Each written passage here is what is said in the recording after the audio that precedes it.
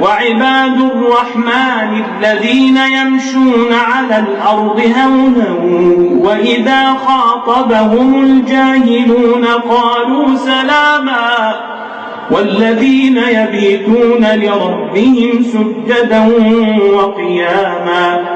والذين يقولون ربنا اصرف عنا عذاب جهنم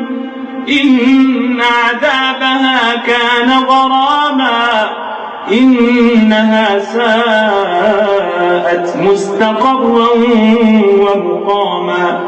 والذين إذا أنفقوا لم يسرفوا ولم يقتروا وكان بين ذلك قواما والذين لا يدعون مع الله إلها آخر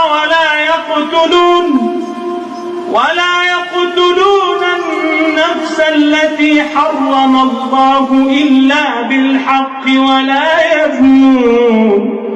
ومن يفعل ذلك يلقى أثاما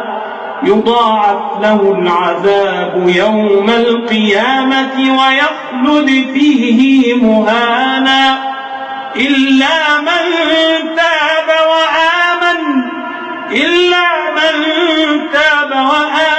وعمل عملا صالحا فأولئك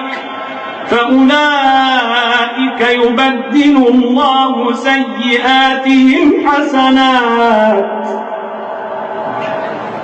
وكان الله غفورا رحيما ومن تاب وعمل صالحا